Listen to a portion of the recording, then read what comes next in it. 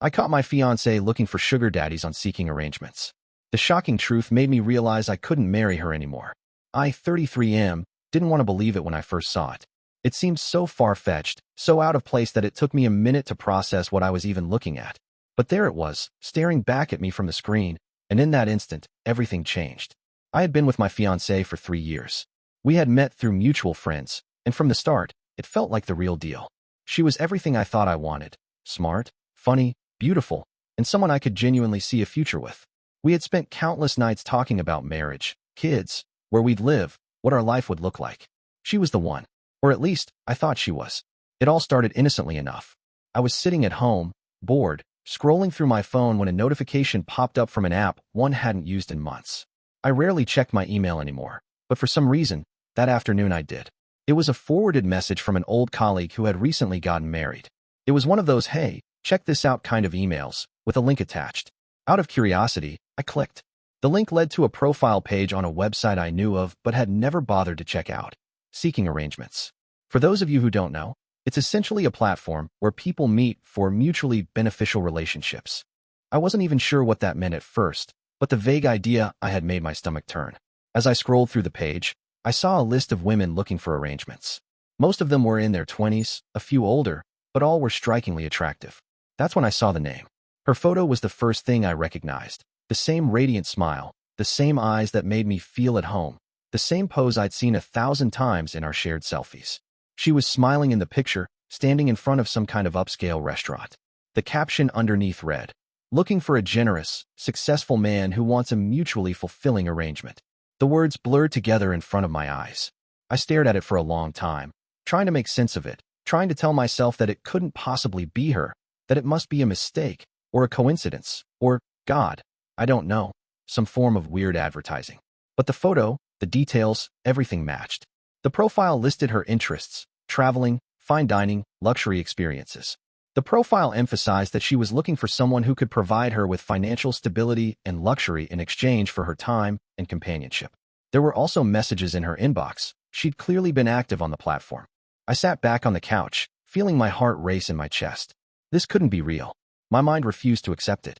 For the next few hours, I found myself in a daze. I couldn't concentrate on anything. My thoughts kept returning to that profile, to the strange dissonance of it all. This wasn't the person I knew. She had never mentioned anything like this, not once. Sure, she enjoyed the occasional splurge. Who didn't?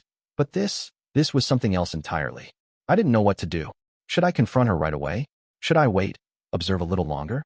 Part of me wanted to go straight to her and demand answers. But the other part, my gut, told me to take a step back, to think this through. But the more I thought about it, the more everything started to click into place in ways I hadn't realized before. The expensive gifts, the sudden interest in fine dining, her growing desire for luxury experiences. I'd chalked it up to her wanting to feel special, but now, it felt like she had been quietly trying to secure a way into this lifestyle all along. I needed answers. The next evening, she came over to my place. We had planned to spend the night together, as we did most weekends, but this time, I had an agenda. I couldn't just sit there like everything was fine. When she walked through the door, I noticed she was glowing, her smile wide and genuine. The last time I saw her this happy was when we picked out the engagement ring. She was excited, but I wasn't. Not anymore.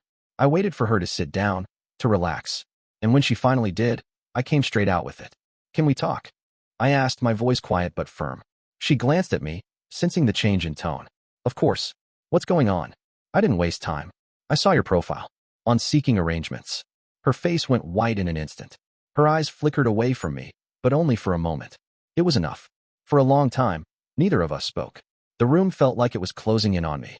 I wanted to scream, to demand answers, but all I could do was sit there and wait for her to speak. Finally, she exhaled, her voice soft. "I didn't want you to find out this way." "I don't understand," I said, barely able to keep the anger from my voice. "Why? Why would you even put yourself out there like that?" She looked away, her hands trembling slightly. "I never meant for you to find out. It was supposed to be just a backup, a safety net, you know? Things haven't been great financially, and I was just looking for a little extra. I didn't want to worry you." "A safety net?" I repeated, my chest tightening. "You're engaged to me, and you're looking for someone else to pay your way? For luxury experiences?" "It wasn't like that," she replied, her voice quivering. "I swear, I love you. I never wanted to hurt you." I couldn't even look at her. The weight of her words pressed down on me, suffocating any doubt that had remained. This wasn't just a mistake. This was deliberate. You never wanted to hurt me? I said, my voice barely above a whisper. Then why didn't you tell me? Why didn't you trust me enough to talk about it, instead of hiding behind a profile like that? She didn't have an answer. For the next few minutes, there was nothing but silence between us. She reached for my hand, but I pulled away. It felt too heavy, too wrong. I thought about the last 3 years, the late-night talks, the dreams we'd shared. And I thought about what this meant. Trust, loyalty, honesty. She had thrown all of that away. I stood up, pacing the room, trying to find the words. Finally, they came, but they tasted bitter in my mouth. This is it, I said, the finality in my voice thick. I can't do this anymore. I can't marry someone I can't trust. She stood up too, her eyes wide. Please, don't.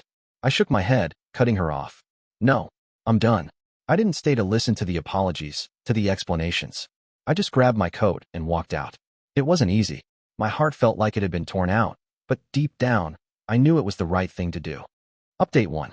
A few days have passed since I ended the engagement. I've been taking time to reflect on everything, and honestly, I'm still processing it all. The hardest part wasn't the confrontation.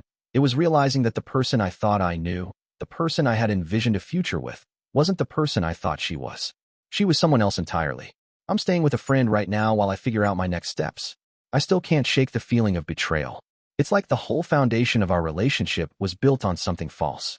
I don't know what I'll do next, but I do know that I'm not going back. Update 2. I got a message from her last night. She apologized again, said she was confused, that it was a mistake, but I don't know if I can ever forgive her. She wants to meet up and talk, but I'm not sure if I even want that. I'm still unsure about what comes next, but I'm starting to realize that I don't need to figure everything out right away. I'm taking it day by day. Update 3. I've made my decision. I'm cutting ties completely.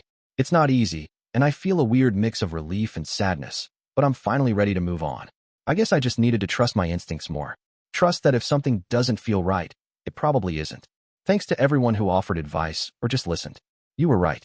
I'm better off.